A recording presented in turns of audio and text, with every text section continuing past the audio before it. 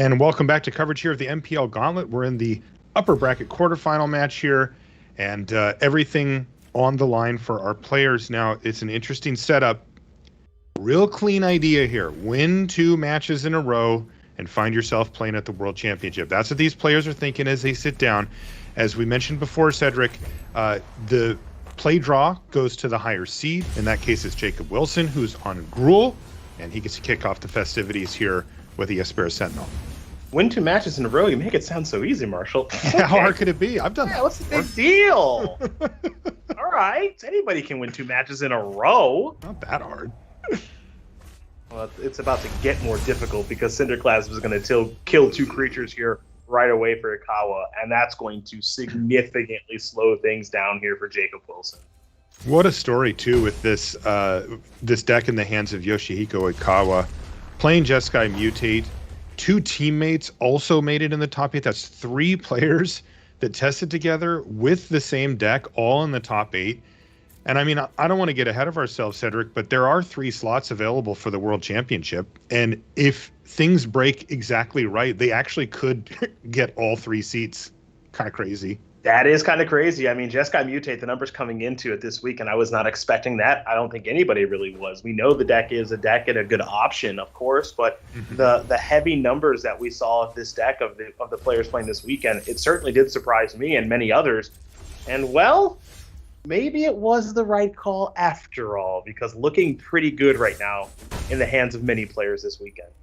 Yeah, it's crazy. It's like, guess what I'm playing this weekend? Seize the Spoils. Oh, good luck, right? Have fun with that. Well, you know what? That's working out just fine for these players. And as you can see, Ikawa has been able to keep Jacob Wilson from basically any pressure whatsoever. He's currently attacking for 1 damage point per turn, and that is not going to be quite enough. He could up that damage potential here with an Ember Cleave if he wants. It's a significant upgrade. It goes up to 4, but still, Ikawa with a stacked hand here, just looking to start getting things chained together. I mean, at this point, if you're Wilson, you've got no option but to at least try to resolve an Ember Cleave and hope that Ikawa has nothing. We know that he has a lot more than nothing there in Prismari Command, killing the Ember Cleave and the Espera Sentinel. So Jacob Wilson in a world of hurt in what is already a pretty tough matchup. His hand was not particularly good. Cinderclasm killed a couple, Prismari Command killed the rest, and now it's just a matter of time. Wow, that was a brutal 2-for-1. There we go. Some business off the top of the library here for Jacob. He finds a Goldspan Dragon. Looks like it's going to get unsubstantiated while on the stack, perhaps? Yeah, you're going to do that now as opposed to once it's on the battlefield. You unsubstantiate it when it's on the battlefield. You're going to give Jacob Wilson a treasure. So this is a good time to use that kind of makeshift remand. And, you know, if your opponent has a Goldspan Dragon, you might as well get one too, right? That's right. Boom. There it is, Goldspan Dragon. Coming back the other way here as Yoshihiko Ikawa solidifies his lead in this game. He's had a lead from end to end here ever since that Cinderclasm. Jacob has not been able to get anything of relevance going. And now all of a sudden we're going to see some fireworks here. Vadrock is going to get mutated onto the Goldspan Dragon. And here we go. Who wants to have some fun? Ooh, me. Pick me. I want to have fun. Pick me. Okay, it's you. I pick you. Right. And there's the Seize the Spoils that we talked about before. Here's another Vadrock getting put on to the pile, as it were. It starts to grow. Yeah, this is just incredible. We're doing it. And if you're wondering what it is, it's what you're seeing in front of you. This is it. Yeah, just getting an insane value turn here for Yoshihiko Ikawa as Jacob Wilson can do nothing but take a sip of his coffee and watch on from the sidelines here. And here comes a Lore Dracus. He's also got another Lore Dracus in his hand, and I think he just discarded a Unsubstantiate as well. Yeah, I think we already had one, didn't he? Yeah, he's got 2 in the yard now. Yeah, this one's basically over now. We're just going full-blown crazy now. Yeah, now I think he's got all of it, right? Like, I think all of the pieces of the puzzle are here. What we're going to do is sit here and patiently wait to see what happens, because it's always a little difficult to tell, but come on. Anybody knows that if you've taken this many game actions in a game like this, and it's GG. Yep, so yeah, I think he just has it all here, Ced. Yep, another Lord Dracus mutation, right? Can decide underneath the Goldspan Dragon, a whole bunch of triggers, you know, treasure, rebuy, blah, blah, blah. I mean, it's awesome to watch. And this is one of the things that I absolutely love about Magic is, I don't know who found this deck, I don't know who was like, oh yeah, you just do A plus B plus C plus D plus E, and then your opponent can't win. Yeah, like, how easy could it be? I'm like, I don't know how people find these things. I'm looking for the best 3-power creature for 2 mana. And I'm like, this is the one. Time to play Season Hallowblade for these reasons. Cedric's like, I've solved it. It's Rimrock Knight, everybody. Yes. You're welcome. Yeah. Meanwhile, somebody in some laboratory is like, now hold on. Hear me out here. Lore Dracus, unsubstantiate. You're like, wait, what? I want to hear this. Yeah, I don't know what a Lore Dracus is. Right. Unsubstantiate is bad against all my aggro decks. So right. What are you talking about? Exactly. That's what I would say. But as you can see, it does end up producing a loop. And the end result of that loop is enough mana to continue the loop. And then on top of that, the ability to continually cast and recast Prismari Command. And every time you do that, it's 2 damage to the opponent, and you replace the treasure again as well. And once that loop starts going, it doesn't stop. With Jacob Wilson completely tapped out, this game is ending this turn. Like, he will be at 0 as he watches on. It's an incredible combo. But the real important thing about this deck is that it's not all in on the combo, right? Is that it has these value turns that it can have, and it plays some really powerful individual cards as well. No, and that's kind of the appeal of the deck, right? Like, we call the deck Jeskai Mutate, and with good reason, because there are mutations that are taking place in the deck. But it's a deck that can kind of play a normal game plan, and the mutate stuff is kind of built in, I would say, to the back end. But it's also something that has to be in the front of your mind when you're playing the strategy of, oh right, Lord Dracus, oh right, they can do this kind of weird, goofy thing. But the cards that are involved in this weird, goofy thing that we're seeing unfold right now, unsubstantiate, it's, I know that that Corey and Riley were talking about, Remand, good Remand, bad Remand. Look, no one's going to say it's Remand, of course. That's an all-timer, but it's good enough in the metagame and the format, and Prismari Command is flexible enough that you're going to play some copies of that. Expressive Iteration ties the room together, and then if the combo comes to fruition like it is right now, all the better. That's right. It's interesting because unsubstantiate as an individual card is not good enough, even in this deck. But when it is part of the combo and you'd like to have it in your graveyard anyway, then you're like, okay, well, what if having one of these in my graveyard is a significant upside for this deck? Like, giving it the ability to do what we see here from Ikawa, which is pick up game number 1 off of this combo. Well, you're willing to play a bit worse of a card in that scenario, right? You're like, it doesn't have to be on its own, standalone, awesome to get the job done and to make it into the deck. And now, it's like, hey, I can use it to protect my stuff. I can keep you off balance. I mean, it does have a significant short-term impact on the game as we see Yoshihiko Ikawa pick up the win, take a little sip of tea there, and start consulting the sideboard. Yeah, and it's time to go to the drawing board, and things get better for Ikawa after sideboard with these Cub Wardens that you and I have talked about quite a bit this weekend. Another copy of the very powerful Cinderclasm, and that's not sarcasm. It's actually very powerful. And then a Burning Hands, which is, checks notes, good against green creatures. Very good against green creatures. Let's see how the sideboard's shaping up there. We see the Klothys, God of Destiny, really one of the key sideboard cards in the format. We've seen it come in a lot of matchups today and do seriously good work here. The question is, can that be the case here for Wilson, who takes a look at a weird opening hand with double Shatterskull Smashing, double Red Cap Melee, and he just added an Ox of Agonis to the mix here. No pressure whatsoever, though. Yeah, zero pressure whatsoever. This is not my favorite hand here for Wilson. It's an incredibly reactive hand that needs a lot of help as far as kind of getting the ball rolling a little bit here, which means you're giving Ikawa some time to kind of get set up. If I'm Ikawa, one of the cards, if I see my opponent has nothing going on like turn 1, 2, or 3, I'm looking at a card like Expressive Iteration and going, I get to resolve this and not really worry about anything, which is a fantastic. Right. I'm under no pressure. The worst thing that you can have for me is a red burn spell of some sort. If I just play Iteration, nothing bad can happen here. Yeah, no real concerns at all. So Ikawa has to be feeling. It's kind of a. If you're him right now, you're kind of like, what the heck's going on, right? Like Jacob hasn't played any green mana. No early threats or anything like that. So you're kind of like weirded out a little bit. And what you're finding here is that Jacob just doesn't have green mana at all. He's drawing his first green card there in his Pharaoh Sentinel, but if you're Ikawa, it might be a little off-putting. Just go like, you don't have anything, or like what's going on over there? Yeah, it's also just interesting because Ikawa's just decided to keep playing lands. He's got the double expressive iteration, but he's like, I can just sit here. I've got Prismari Command. I can develop stuff. I don't think he has white mana quite yet. And what a horrible draw here for Jacob Wilson. The only saving grace is that Ikawa has done effectively nothing.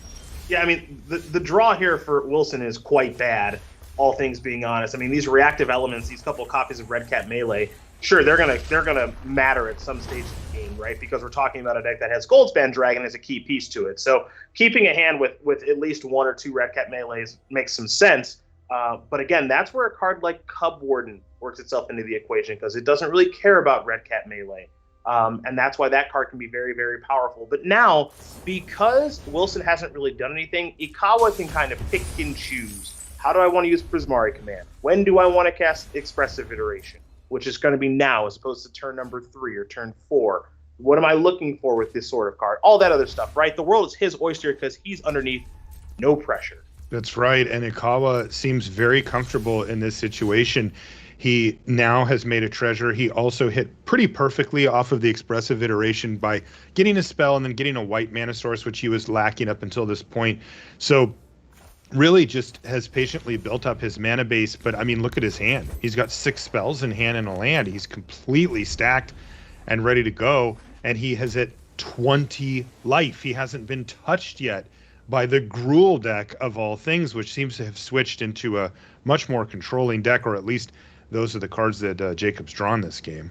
Yeah, I would say that those are the cards that Jacob has drawn this game. It doesn't really want to play this control role. It doesn't do it all that well. It would prefer to be getting onto the battlefield a little bit and then using Disdainful Stroke as you have to cast your Goldspan Dragon now or you die and then I counter it. Or you have to cast, one of your mutate creatures like a Lord Rakdos and I Red Cat Melee it, right? Like, that's what you're looking to do. It just, again, hasn't come to fruition at all this game. Decent draw here for Wilson. He finds Edgewall Innkeeper, and he just used Stomp to put that Bone Crusher Giant onto an adventure, so he can use this to get a card back and kind of at least force some action here from Ikawa. And I think that's a step in the right direction is, Edgewall Innkeeper is a very powerful card. Do I expect it to live very long? Not really, but now you get to follow this up with the Bone Crusher Giant, as you did mention, trigger, draw a card. Mountain, not ideal, but it's one less mountain you have to worry about over the course of the game now, so at least you got a little something brewing now. Fire Prophecy, not a bad draw there for Ikawa. He does have 2 nice targets for it here. Perhaps if he's worried about the longer game, the Innkeeper could bite it, but if he just wants to not take a bunch of damage over the next few turns, he could kill the Giant.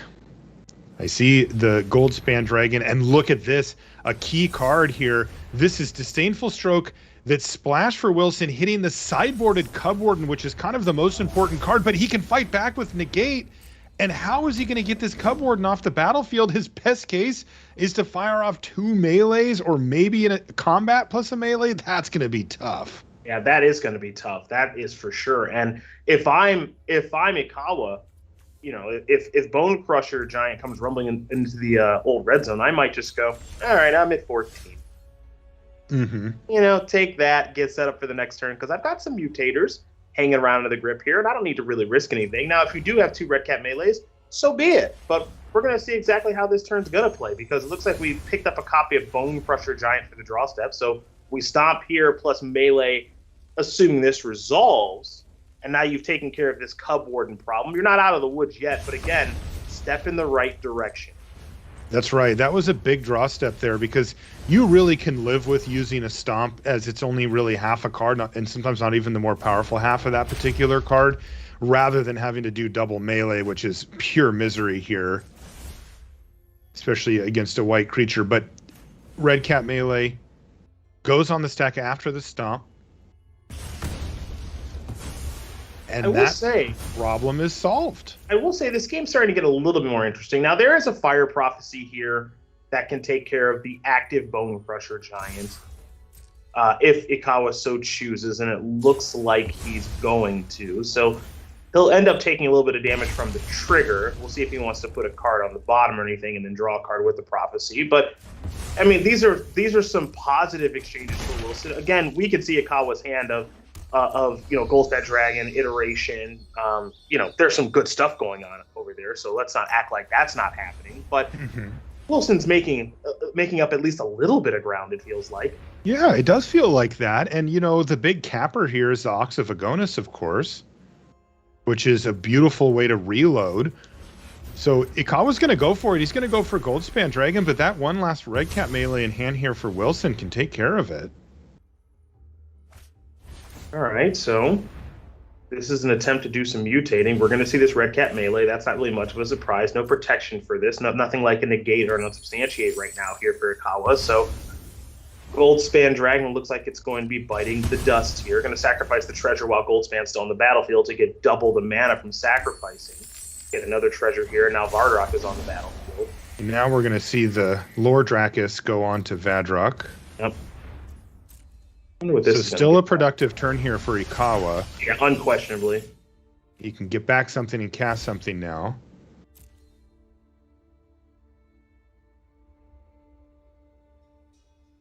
Could be a lot riding on this Ox of Agonis here for Jacob Wilson. It would be the last play. It's the last card he's got in his hand right now, and you know, that is the type of thing that if he can run real hot and find some 3 really impactful spells, he might be able to scrap a bit here. I mean, maybe something like Red Cap Melee number 3. It's asking a lot, but it is. Right now, Jacob Wilson needs a lot. So now you got to ask a little more of your deck than maybe you're comfortable with. That's right. And he's going to have a stripped down board state here as well, as that Fire Prophecy is going to finish off the Bone Crusher Giant. He even finds another Fire Prophecy, though it doesn't have quite enough mana here to use it. Passes the turn back. It's a land. That's going to hit the battlefield. And I think we're going to see this Ox. Here it is. Ox of Agonis hits the battlefield. What does he find with it? Land, and an Innkeeper. Ugh. Less than ideal, partner. Not what he wanted to see there. That means no attacks this turn, of course. He's even just going to keep the Innkeeper in hand for this time. Here's Expressive Iteration. Right when you want it, you've got all this mana. You just need some action. Cards like Expressive Iteration really shine in these moments where you're getting a lot of cards deep. You have a lot of flexibility on what you can find and cast with it. This is huge. You get the feeling that Ikawa is on the verge of locking this thing up. He finds Lord Drakis, land, and a Valakut Awakening. Mm-hmm. And those are all totally fine cards. Yep. He's gonna put the Lord Drakis into the exile zone, skip on the land, which you don't see, but at this point in the game makes perfect sense. And that'll allow him to mutate the Lord Drakis and get this whole thing rolling. You have 3 triggers now on mutation. That's right. And I know that Eduardo has had the opportunity to communicate with Jacob Wilson. He felt like this matchup was not particularly good for him after sideboard. Didn't feel like it was great pre-sideboard. So this is just probably a bad matchup overall here for Wilson. As great as Jacob is, and he's pretty darn good, just with how the cards kind of line up, sometimes you can be the best player of all time, and if the cards don't line up great, they just don't line up great. And in this particular game, they have not lined up great here for Wilson.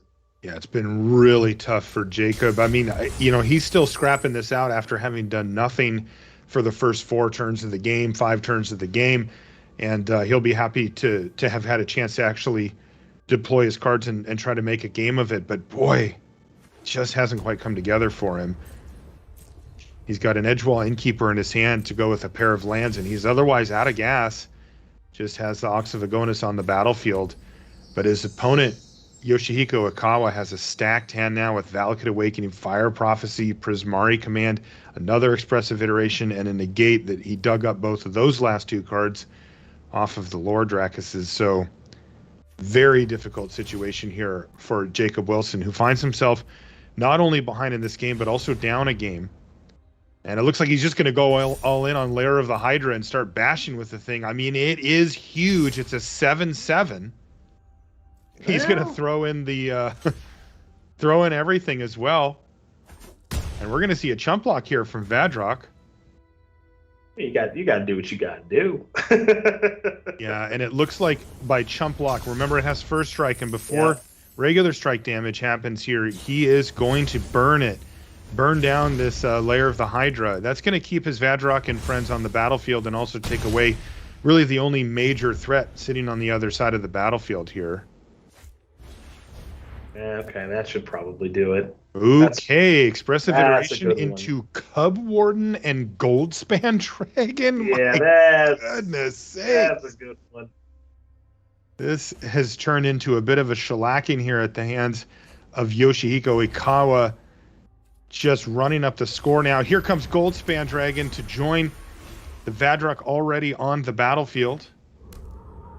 Let's not forget he has Negate in hand as well as a bit of an insurance policy. And we're going to see Cub Warden here as a mutate. Yes, double white, no problem here for Yoshihiko Ikawa. And he's going to put it on that huge mutate pile that he's got. That's going to be 4 triggers now. No big deal. No bigs. Just a couple of triggers, NBD. Wow.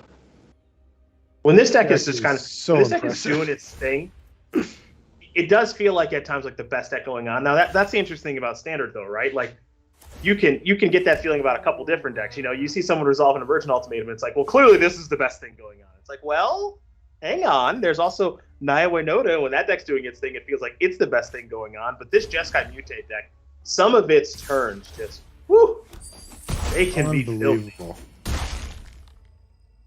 Boom, boom, gets in for 7. It's also going to gain him 3, put him back up to 12 here as Jacob Wilson falls to 13 life. He finds the Asperis Sentinel to go with his Edgewall Innkeeper. Just brutality here for Wilson, who he's drawing 1-drops, right, while he's watching his opponent cast Expressive Iteration and do this mutate pile shenanigans. It just has not worked out well here for what he wants. Now he does have a Den of the Bugbear. He's going to fire that thing up and just keep jamming, but Yoshihiko Ikawa very much in control at this point. He even has blockers to spare here with these cats. Pretty high life total too. You know, is there any reason to be concerned about a card like an Embercleave? No, because you can see a hand here for Ikawa that has Prismari Command, Fire Prophecy, into the Royal Negate. And what Ikawa is basically doing right now is he's basically just closing all the windows in the house and saying, I've got every avenue that you could have to beat me covered. Yeah, you're like, yeah, are you worried about Embercleave? Well, I have 4 answers to it. Yeah, so I can kill the creatures, I can counter it, I can blow it up. You know, you draw a Goldspan Dragon, I don't think I really care. You know, like just every avenue is covered. It's one of the best feelings as a Magic player is when you're just like, I don't care what you draw.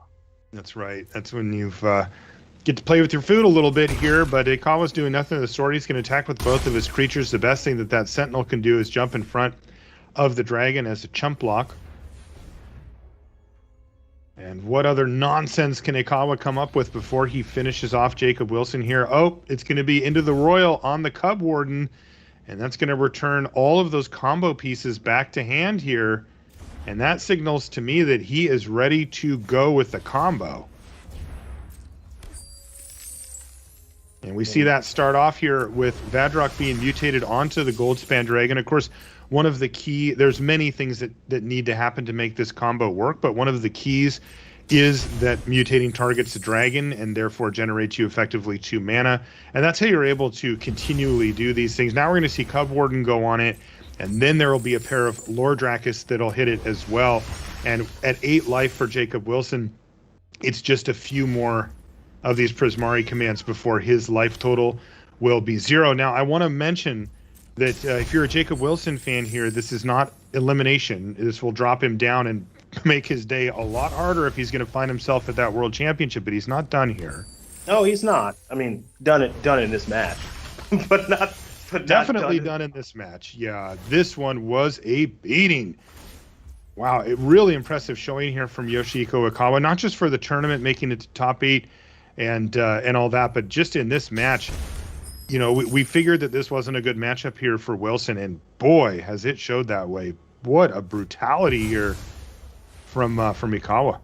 Ikawa just feels very comfortable in the matchup, to be sure. And like I said kind of at the top, Marshall, when I saw the number of players playing Jeskai Mutate here this weekend, 4 in the MPL Gauntlet, 7 in the Rivals Gauntlet, there was a part of me that was like, okay, what am I missing as someone who's doing coverage and doing a lot of research on this standard format? Because again, I know the deck is a known player. You know, it's gone through this kind of strange incline of people going like, "Hey, have you heard about the Jeskai Mutate deck?" And it's like, okay, well, come on, that's all fun and games, right? And then starting to put up some good win percentages, and people are going like, "Well, it is pretty complicated. Not really sure how many people are going to play it." And then I come to this weekend and I see these numbers, and now this display here by Ikawa and Ray Sato, and I'm thinking to myself, maybe they know something some other players don't, because these wins are starting to look more and more dominant.